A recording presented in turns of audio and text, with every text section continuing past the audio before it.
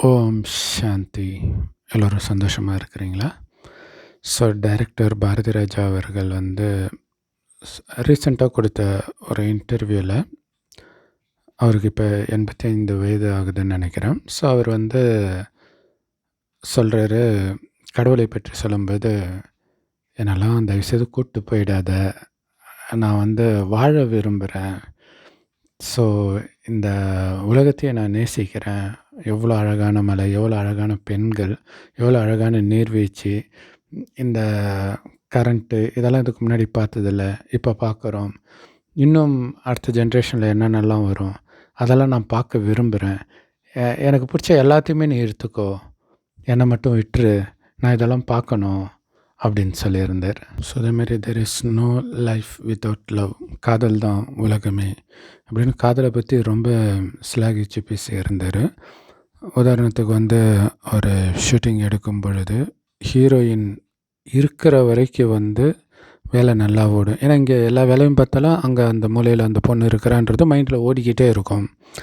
4 மணிக்கு மேலே அவள் வீட்டுக்கு போன பிறகு நான் அடுத்த சீனை எடுத்தாலும் அது சரியாகவே வராது. ஸோ இதை கூட இருக்கிறவங்களாம் புரிஞ்சுக்கிட்டு சார் எடுக்கிறாரோ இல்லையோ ஹீரோயின் இங்கே தான்ப்பா இருக்கணும் அப்படின்னு அவர் சொன்னார்.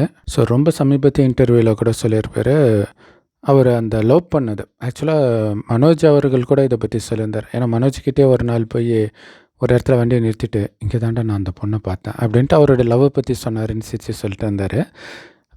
ஆனால் பாரதி ராஜா அவர்களே இப்போ தான் அதை வெளில சொல்கிறாருன்னு நினைக்கிறேன். ஸோ அந்த பொண்ணு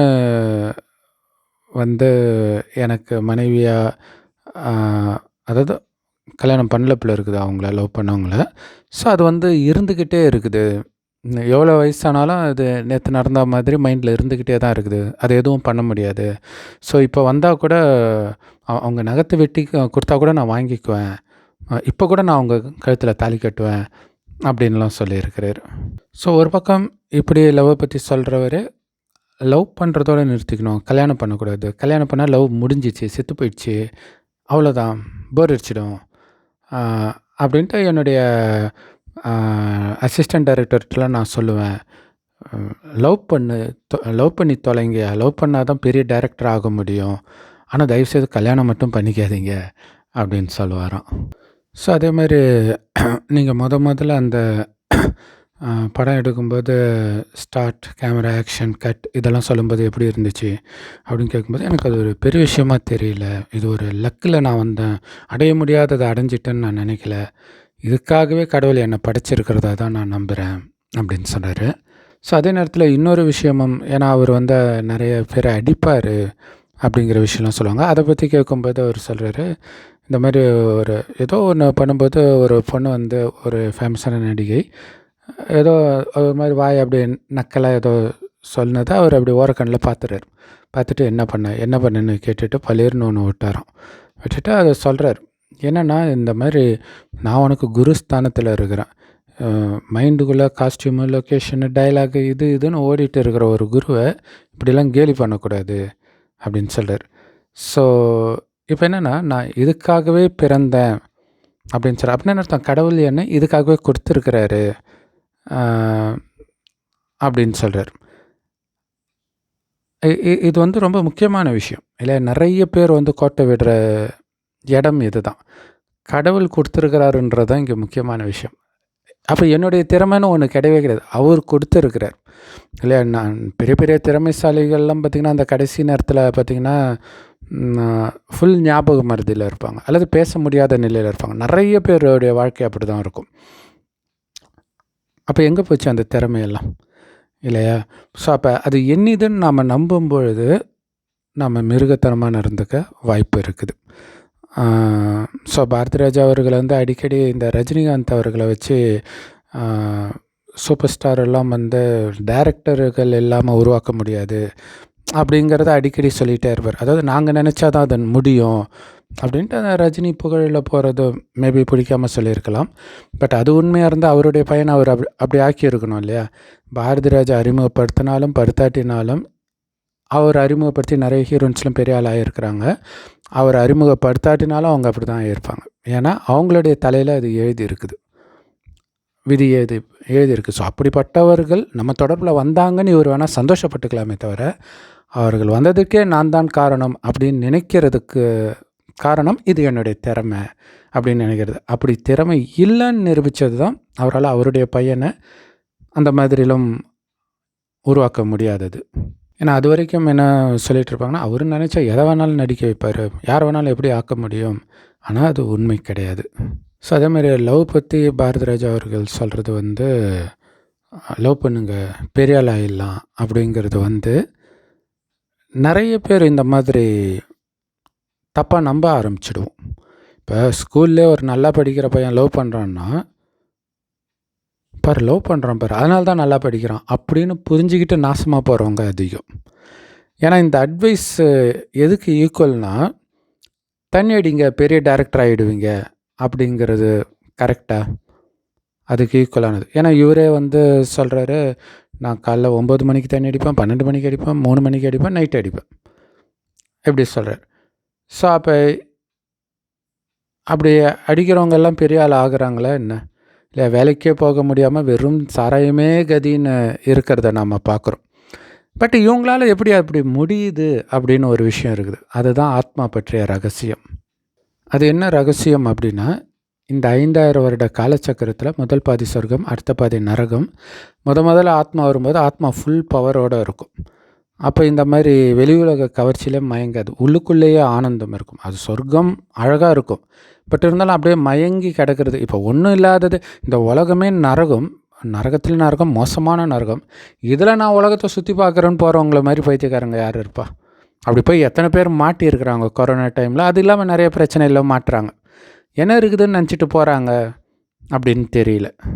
ஸோ இப்போ பாரதிராஜா அவர்கள் கூட என்னை தயவுசெய்து என் உயிரை பறிச்சிடாத, நான் இங்கே இருக்கணும், எல்லாத்தையும் பார்க்கணும் அப்படிங்கிறவர். அதாவது சின்ன வயசில் கிராமம் அழகாக இருந்துச்சு, அதை படத்தில் காட்டி தான் ஒரு ஃபேமஸே ஆகிறார் இல்லையா? அந்த அவருடைய டைரக்ஷன் நல்ல டைரக்டராக இருந்தாலும் கூட மெயினாக அந்த கிராமத்து காட்சிகளுக்காக தான் அவருக்கு ரசிகர்கள் கூட்டம். ஆனால் அவர் படத்தில் காட்டுற கிராமங்கள் நிஜத்தில் இருக்குதா இப்போ அப்படின்னா ஒரு பெரிய கேள்விக்குறி. ஆக்சுவலாக நம்ம சின்ன வயசில் பார்த்த கிராமம் அதே கிராமத்துக்கு இப்போ போய் பார்த்திங்கன்னா அந்த இயற்கை வளம் இப்போ கண்டிப்பாக இருக்காது. இப்போ எல்லாம் பொட்டல் காடாக இருக்குது இல்லையா? பச்சை பசேல்னு இருந்த கிராமங்கள் இப்போ இருக்குதான்னு டவுட்டாக இருக்குது. அப்படி இருந்த இடங்களே அப்படி இந்த ஒரு ஜென்ரேஷன்லேயே நம்ம பார்க்குறோம். ஆனால் அதுக்கு முன்பு, அதாவது பாரதிராஜா அவர்களுக்கு அவர் பிறக்கிறதுக்கு முன்பு கிராமம் இதைவிட சூப்பராக இருந்திருக்கும். அதுக்கு முன்னாடி இன்னும் சூப்பராக இருந்திருக்கும். ஸோ அதையெல்லாம் அவர் பார்க்காம இப்போ இருக்குது இன்னும் நான் நிறையா பார்க்கணுன்னு நினைக்கிறார். உலகம் ரொம்ப மோசமாகிட்டு இருக்குது, இனி இதை பார்க்கணுன்னு நினைக்கிறதே ஒரு மிகப்பெரிய அறியாமை. ஆனாலும் பார்த்து தான் ஆகணும் இல்லையா? அவர் என் உயிரை பறிச்சிடாத இறைவான்றார். எங்கேயும் போயிடாது, மறுபடியும் பிறக்க தான் செய்வோம். ஆனால் இப்போ அவர் சம்பாதிச்சதோ அல்லது சம்பாதித்த பணம், பேரு, புகழ் இது எதுவுமே கூட வராது. ஆனால் ஒரு துரதிர்ஷ்டமான விஷயம் என்னென்னா மேபி அவருக்கு இருக்கக்கூடிய அந்த காதல் அது கண்டிப்பாக வந்துடும், அதில் டவுட்டு கிடையாது. அதேமாரி இந்த தண்ணி அடிக்கிற பழக்கம் இதெல்லாம் வந்துடுச்சுன்னு வச்சுக்கோங்க, ஒரு ஏழை குடும்பத்தில் பிறக்கிறேன்னு வச்சுக்கோங்க, இந்த பழக்கத்தோடு வந்தால் அவங்க நிலைமை என்ன ஆகும் யோசிச்சு பாருங்கள். ஸோ இதை யாரும் புரிஞ்சிக்கிறது கிடையாது. ஸோ இருந்தால் என்ன, அப்படி இருக்கிறவங்க தான் நல்லா ஃபேமஸாக இருக்கிறாங்களே அப்படின்னு தோணும். அந்த பழக்கம் இருந்து ஃபேமஸாக இருக்க மாட்டாங்க, ஃபேமஸ் ஆனப்புறம் அந்த பழக்கம் வந்திருக்கும். ஸோ அப்போ பெரிய ஆளே அப்படி தானே இருக்கார், நம்மளும் அடித்தா என்ன தப்பு அப்படின்ட்டு அப்படியே கெட்டு போகிறாங்க நிறைய பேர். ஸோ அது எப்படிங்கிறது தான் நான் சொல்கிறேன். ஆரம்பத்தில் ஆத்மா பவர்ஃபுல்லாக இருக்கும், மறுஜன்மம் எடுக்க கொஞ்சம் கொஞ்சமாக ஆத்மா சக்தி குறையும். ஆனால் 2500 வருடம் வரைக்குமே சொர்க்கமாகவே இருக்கும். ஏன்னா அவங்களுடைய கவனம் உடம்பில் இருக்காது, இந்த உடலில் இருக்கக்கூடிய ஆத்மானான்ற உணர்வில் இருக்கும். ஆத்மானா உயிர், அது பூர்வமத்தில் நட்சத்திரமாக சொல்லிக்கினால்தான் இங்கே போட்டு வைக்கிற பழக்கம் இருக்குது. தன்னையும் ஆத்மானு ஒன்று பிறரையும் ஆத்மானே பார்த்துட்டு இருப்பாங்க சதா. அது அந்த கான்சன்ட்ரேஷன் பவர் இருக்கும். ஆனால் 2500 வருஷம் கழித்து கான்சன்ட்ரேஷன் பவர் குறையும். எப்படி குழந்தைங்களுக்கு நல்லா படிக்கிற குழந்தை அப்படியே வயசாக கொஞ்சம் கொஞ்சமாக அந்த கான்சன்ட்ரேஷன் பவர் குறையிறத பார்ப்போம். திருமணம் ஆன பிறகு சுத்தமாக காலி ஆகிடும். ஸோ அதுக்கு மெயினாக காமம் தான் காரணம்.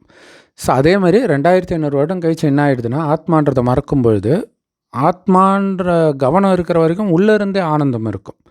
ஆனால் ஆத்மான்றதை மறந்தோடனே ஆனந்தத்தை வெளியில் தேடுறோம், புலன் என்பதுக்கு அடிமையாகிறோம். ஸோ அப்படி வெளியில் தேடுறதுடைய உச்சம் தான் காமம், காதல், தண்ணி அடிக்கிறது, இந்த மாதிரி விஷயம். ஸோ அப்போ இந்த மாதிரி தேடுறோன்னாலே உள்ளுக்குள்ளே அந்த ஆனந்தம் இல்லைன்னு அர்த்தம். ஆனால் வெளியில் தேடுற எல்லா ஆனந்தமுமே சிற்றின்பம் தான், கொஞ்ச நேரத்துக்கு தான், இல்லையா?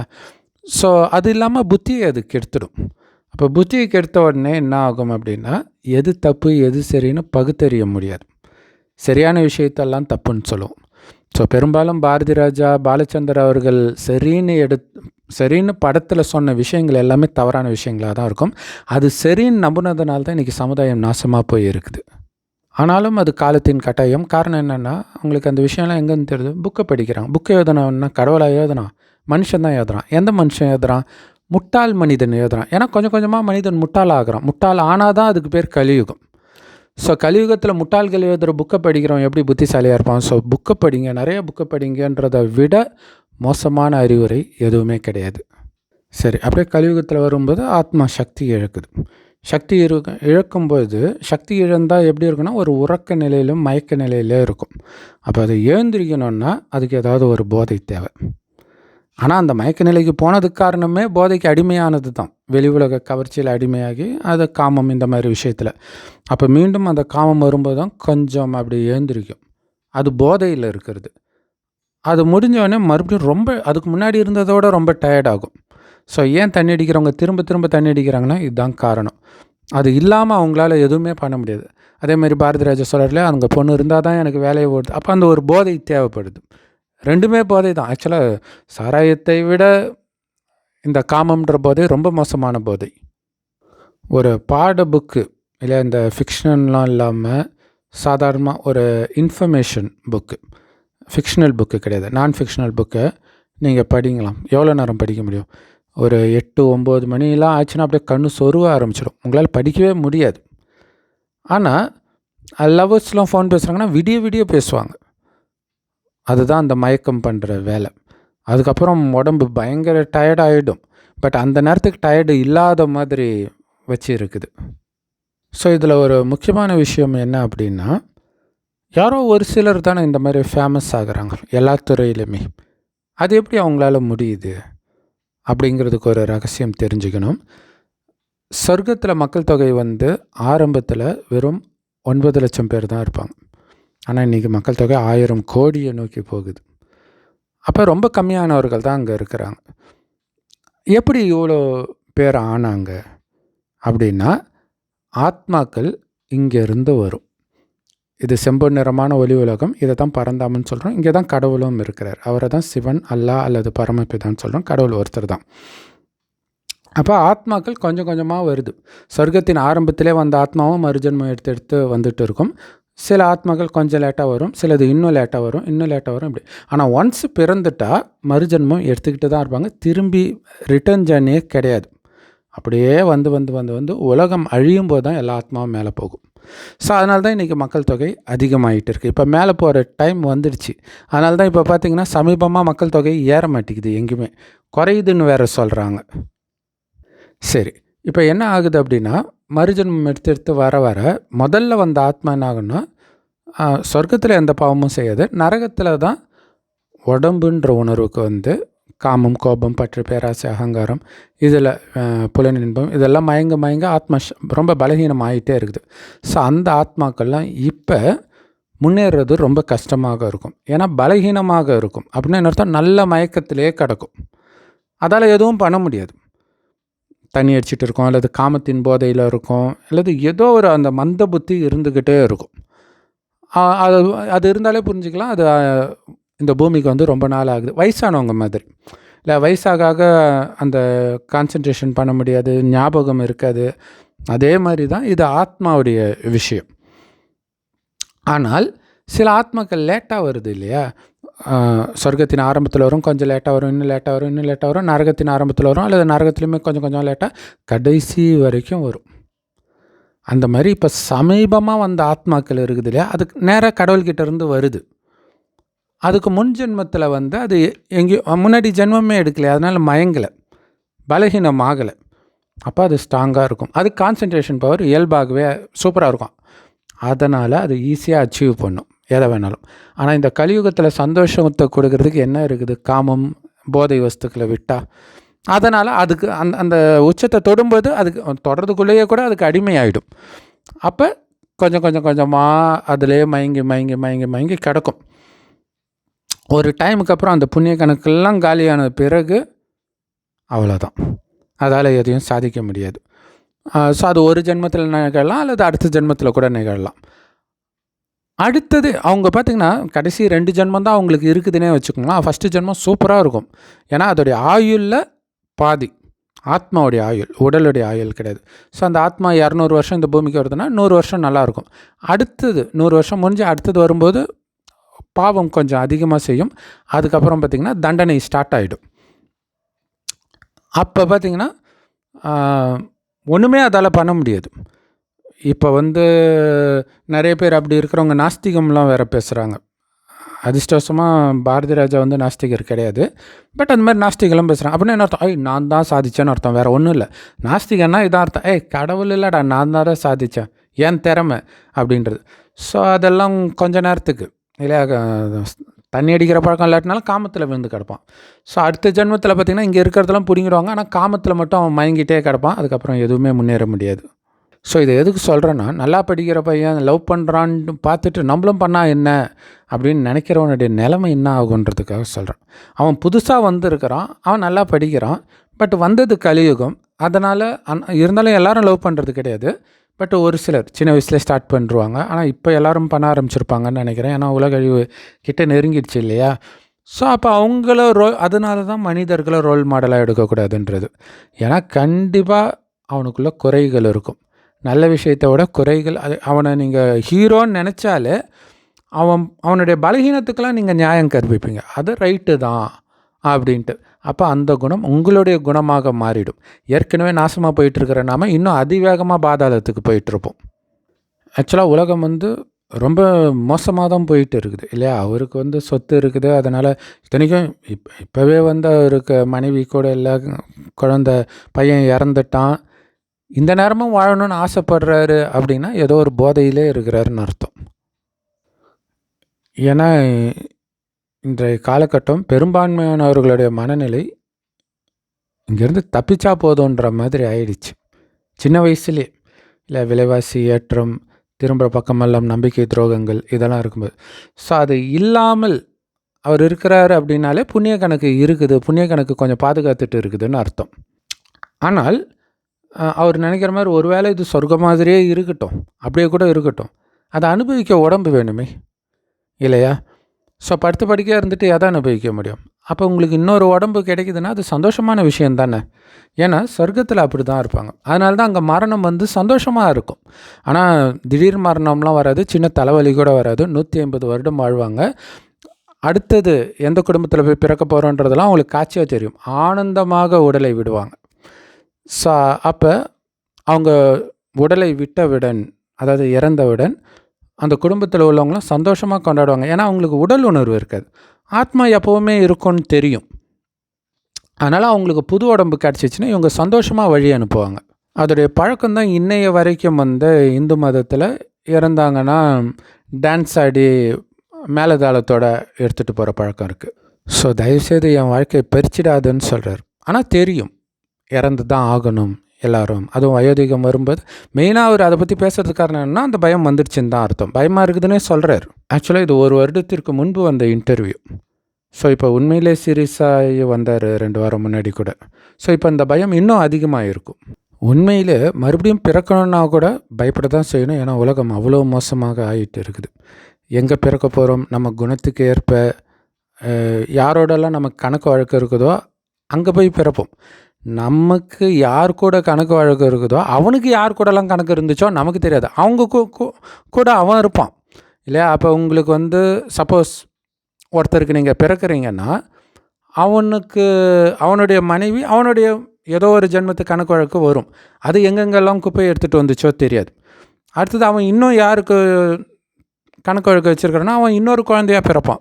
ஸோ சம்மந்தமே இல்லாமல் அங்கே போய் மாட்டிக்கிட்டு படுற அவஸ்தை இருக்குது பாருங்கள், கொடூரமாக இருக்கும், தப்பிக்கவே முடியாது. ஆனாலும் சந்தோஷமாக இறக்கிறது இருக்குது பாருங்க, இல்லையா? எப்படிப்பட்டவனும் சந்தோஷமாக இப்போ இறக்கிறது கிடையாது. பணம் இருக்கிறோம், ஐயோ இங்கேருந்து நான் போயிடக்கூடாதுன்னு நினைக்கிறான். பணம் இல்லாதவனுக்கு கூட இறக்கிறது பிடிக்கல. எப்படியாவது இந்த உடம்பை காப்பாற்றிக்கணுன்னு தானே ஏதோ ஒரு ஹாஸ்பிட்டல் ஏதோ ஒன்று போயிட்டு செலவு பண்ணிகிட்டு இருக்கிறான். ஆனால் உண்மையிலே சந்தோஷமாக இறக்கணும் அப்படின்னா அதுக்கு ஒரு வழி இருக்குது. ஏன்னா ஆத்மா அழியாதது, உடம்பு தான் அழியும். ஆனால் நீங்கள் எப்படி பிறக்கிறீங்க, இப்போ நம்ம சொன்ன மாதிரி பணக்கார குடும்பத்தில் பிறக்கிறீங்க அல்லது ஏழை குடும்பத்தில் பிறந்தாலும் சல்லுன்னு பணக்காரனாக ஆகிறது திடீர்னு ஒரு திறமை வச்சு அப்படின்னா அர்த்தம் புதுசாக வந்துருக்குது அந்த ஆத்மா. அது வரும்பொழுதே புண்ணிய கணக்கு இருக்கும். ஏன்னா இந்த 5000 வருடன்றது ஒரு கல்பம்னுவோம். இதில் என்ன நடக்குதோ அதே தான் திரும்ப திரும்ப நடக்கும். ஸோ இந்த கடைசி நேரத்தில் நீங்கள் பண்ணுறது அதோடைய ஒரு சேமிப்பு இருக்கும், ஆத்மாவில் சேமிப்பாகும். அது எந்த அளவுக்கு சேமிச்சிருக்கிறீங்கன்றதை பொறுத்து தான் அடுத்த கல்பத்தில் ஆரம்பத்திலே நுழையிறீங்களா, லேட்டாக நுழையிறீங்களா, நரகத்தில் நுழையிறீங்களா, நரகத்துலேயும் லேட்டாக. ஏன்னா கொஞ்சம் தான் சேர்த்துருக்கிறீங்க, ஒரு 2 ஜென்மத்துக்கு தான்னா 2 ஜென்மம் தான் வருவீங்க. ஆனால் இதில் 84 பிறவி வரும். சொர்க்கத்தில் ஆயுள் அதிகம். ஸோ அப்போ இந்த 84 பிறவிக்கும் நீங்கள் சேர்த்துட்டிங்கன்னா தான் ஆரம்பத்திலே பிறப்பீங்க. ஸோ அப்படி சேர்க்கறதுக்கான வழி தான் இறைவன் கற்றுக் கொடுக்குறாரு. இந்த உலகம் அழிய போகுது, ஸோ அதில் புத்தியை ஈடுபடுத்தாத. நீ அழியக்கூடிய உடம்பு கிடையாது, ஆத்மா. ஆத்மாவின் தந்தை சிவபரமாத்மா. அவர் செம்பன் நிறமான ஒளி உலகத்தில் நட்சத்திரமாக இருக்கார். ஸோ செவ்வானத்திரன் நட்சத்திரம் மாதிரி சிவபெருமான சதா நினைவு பண்ண உடல்ன்ற உணர்வே மறந்து ஆத்மான்ற உணர்வில் நிலை பெறும் அளவிற்கு நாம் நினைக்கணும். ஸோ அப்படி நினைக்க அந்த வெளி உலக கவர்ச்சியில் இருந்தாலும் புத்தி விலகும். கூடவே இறைவன் கொடுக்குற ஞானத்தையும் கேட்டுக்கிட்டு இருக்கணும், அதை சிந்தனை பண்ணணும். அந்த ஞானம் முரளின்னு சொல்லுவோம், எல்லா பிரம்மகுமாரிகள் ராஜயோக தியான நிலையத்திலும் முற்றிலும் இலவசமாக கிடைக்குது. யூடியூப் வெப்சைட்ஸில் இருக்கிறதோட லிங்க் இந்த வீடியோக்கு டிஸ்கிரிப்ஷனில் கொடுக்குறோம், அவசியம் பார்த்து பயன்பெறுங்கள். ஸோ அப்போ அந்த ஞானத்தை சிந்தனை பண்ணணும், இறைவனை சதா நினைவு பண்ணணும். சொர்க்கமாக இதே பாரத பூமி தான் இருந்துச்சு. அங்கே ராஜாராணி ஆட்சி நடந்தது. அதில் முதல் ராஜா தான் ஸ்ரீ நாராயணன். அதனால தான் சொர்க்கவாசல் திறப்புழா இன்னைய வரைக்கும் உலகத்திலே பெருமாள் கோயிலில் மட்டும்தான் கொண்டாடப்படுது, பாரதத்தில் தான் கொண்டாடப்படுது. ஸோ அப்படி நாராயணனாக நீங்களும் மாறலாம். எந்த அளவுக்கு ஆத்ம உணர்வில் நிலை பெற்று இருக்கிறீங்களோ அந்த அளவுக்கு உயர்ந்த பதவி. ஆனால் ஆத்ம உணர்வில் இல்லாமல் உங்களை இறக்கிக்கிட்டே இருக்கும் மாயை. மாயன்னா ஒன்றும் இல்லை, காமம், கோபம், பற்று, பேராசை, அகங்காரம். இந்த 5 விகாரம் ஆணிடமும் இதே 5 விகாரம் பெண்ணிடம் உள்ள இணைந்த ரூபம் தான் 10 தலை ராவணன். அவனை தான் மாயா, சாத்தான் இப்படிலாம் வெவ்வேறு மதத்தில் சொல்கிறாங்க. ஸோ அவனை வெற்றி கொள்வதற்குத்தான் இறைவன் இந்த ஞானத்தை கொடுக்குறார். உடல்னு நினச்சாதான் காமம் வரும், இல்லை ஒரு பெண்ணை பார்த்தா காமம் வருதுன்னா ஒரு பெண்ணுக்கு பெண்ணை பார்த்தா வரலையே. அப்போ நீங்கள் உங்களை ஆணுன்னு நினைக்கும் பொழுது வருது இல்லையா?